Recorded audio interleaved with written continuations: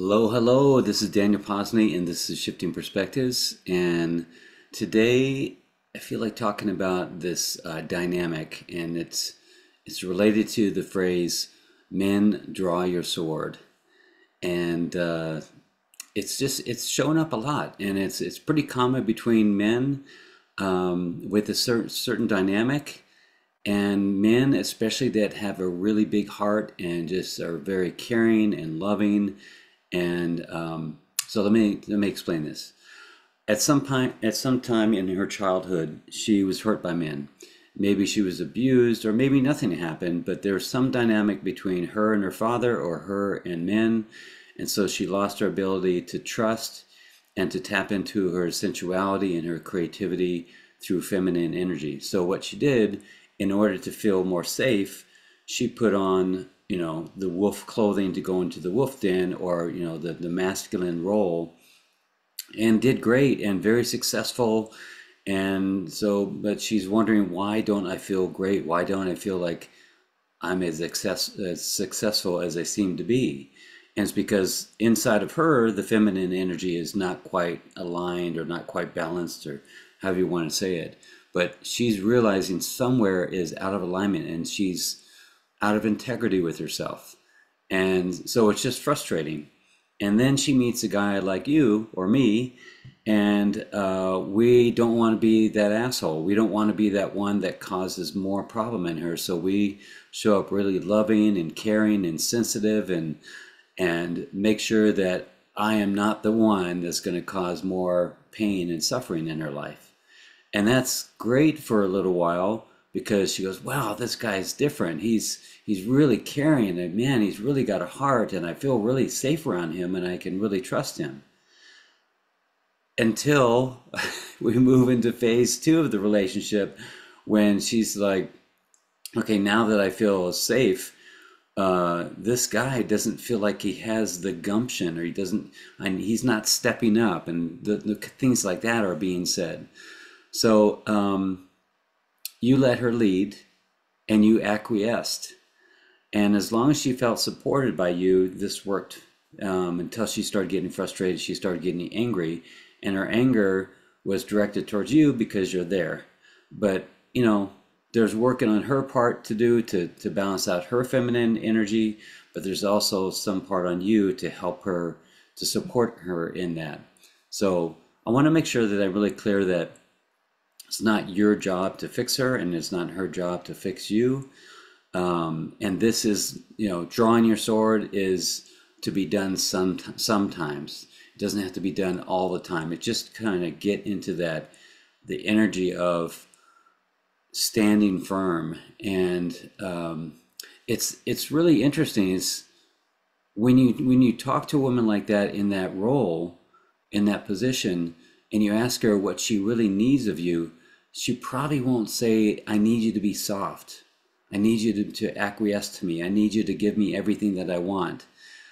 There's, a little bit of that, that's kind of romantic to say, he gives me everything that I want. But then the reality shows up is when we show up a really soft and accommodating all the time, there's that lack of trust, that I don't trust this guy to really stand up to me, to be there for me, and to challenge me, and to invite me into higher places with him, kind of thing.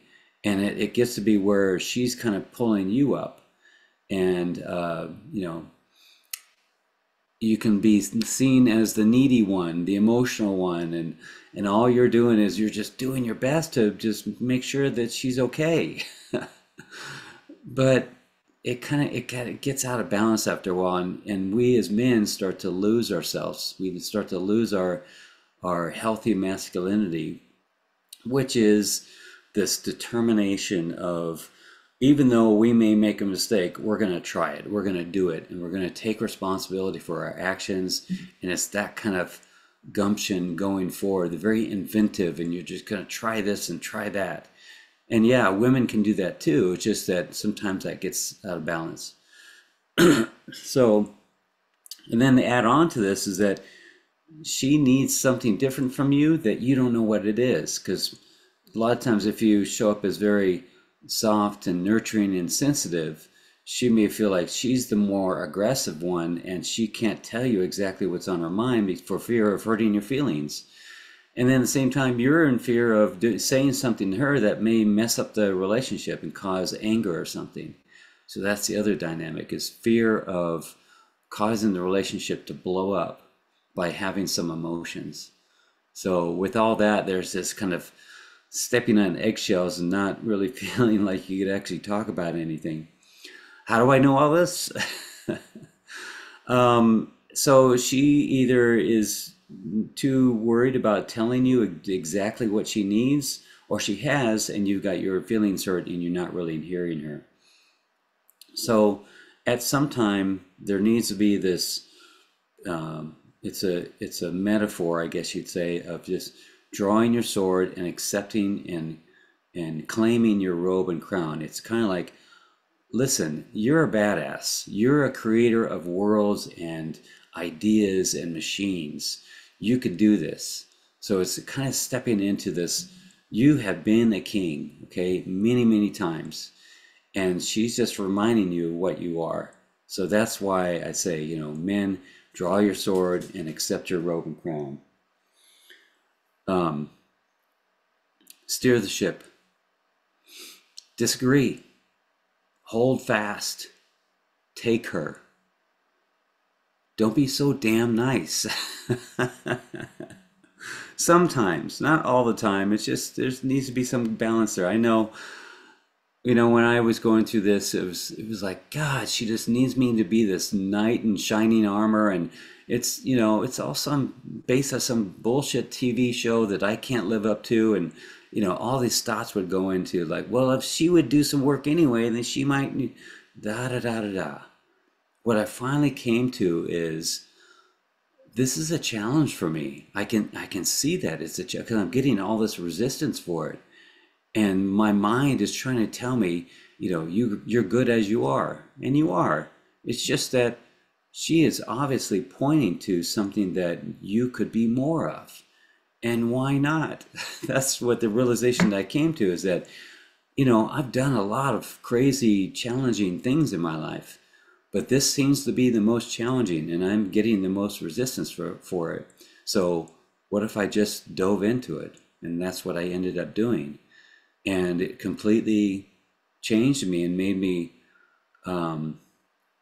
speak with a deeper voice, and my chest comes out a little bit more, my back is a little bit more straight, and I get really clear, like I am right now. I get really clear and determined on saying the right words in the clearest way, because I have passion and that kind of stuff comes out.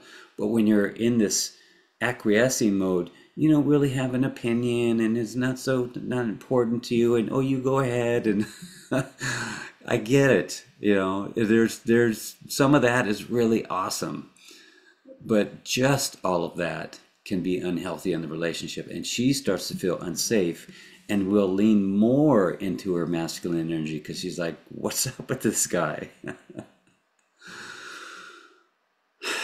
The other part of this is, there's some work for you to do. If you should choose to accept this mission, there's some work for you to do, and to diving into yourself and your personality and how you show up in the relationship. And I was just working with a guy on this exact thing, and he said the day before the end of his retreat, he got really pissed off, like, I'm out of here. And he was actually having really dark thoughts. And I asked him about him. He said, I've never had dark thoughts like that. And he says, I just felt like, this whole thing was a waste of time and all this. And before that, he was having all kinds of insights, and it was great. But the day before he left, you know what that was? That was his old egoic identity hanging on. And like, in the deepest fear that could ever happen is the destruction of the identity. And his mind came out and says, either I'm going to live or we're both going to die. This was a complete wrong thing to do. This was a mistake. So it was just, on the one hand, it was like recognizing that he had made the right decision. And this is definitely some deep work. If this is coming up, if he's in a retreat with all these loving and supportive people in his, inner growth and all that, and he's thinking these dark thoughts, then that's the old self that's still, that's getting panicky. But that's kind of like, when you think about it, isn't that just kind of the most dangerous thing that you could do, is to look at your own identity and choose to let it go?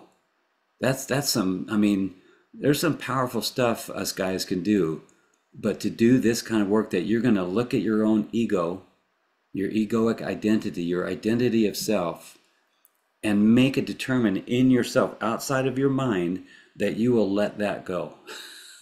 Or that you'll at least recalibrate it, massage it, make it into something that's more balanced and less mind-centered and more heart-centered, and actually more powerful. And then the other part of this too is all this work, this deep work that you're looking at, that you're in. You're going to find that you're a different person. And your wife or your partner or your husband is going to look at you differently. And there's going to have to be a determination if you're suitable for each other still.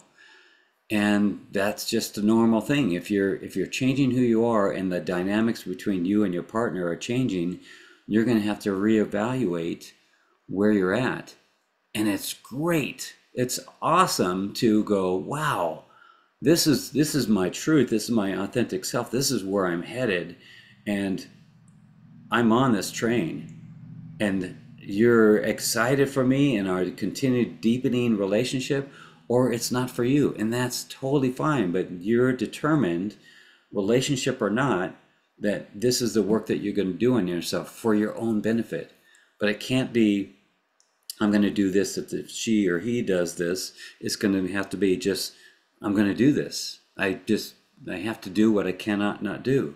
So sometimes when people do this work and they start finding themselves again, and this can go the other way too, the woman with the man kind of thing, but this is what we're talking about. When people self-realize like that, and they find out what their patterns have been, one option could be, him going to his wife or his partner saying, oh my gosh, I can't believe, I thought that I was giving you everything that you needed, this softness and this protection in the form of tenderness, and I thought that's what you wanted because you were so hurt before by other men. But now I know I wasn't showing up energetically as this determined man that can hold space for you. And that's a really good term to kind of put in there, is holding space for her. In all of her rage and all of her hurt and all of her whatever, that you hold space, you don't acquiesce. But in fact, one of the things that you can do is what I was telling this guy is, when she's in her thing, instead of, just allowing her thing and just being there for her, pull out from her, ask her questions. Why are you, I can feel you're attacking me right now, and that's totally fine, because I know I'm not the source of it. But I am pressing the button, so what is that button?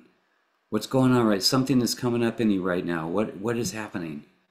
And then that's holding space, and then helping her reach inside herself. Imagine how she feels. Here's a guy that can hold space for me when I'm in my storm. And he's just not like, no, you just do your thing. No, he's pulling out of me. He's helping me heal like no other man had the gumption and the balls to do. He's right here with me. And he's saying, I can stand in your rage. I don't take it personally. But I love you. I love you so much that I'm willing to go into this with you whenever you're ready. And we can heal this right now. And if she's not ready, then you hold space at another time. But that is such a powerful transition from the guy that thought he was doing the right thing to the guy that goes, okay, I know myself enough that I can hold space in something like this. So more about this is a topic that we can go deeper into, like with practical things you can do, and patterns and themes and stuff that is going on in both of your lives.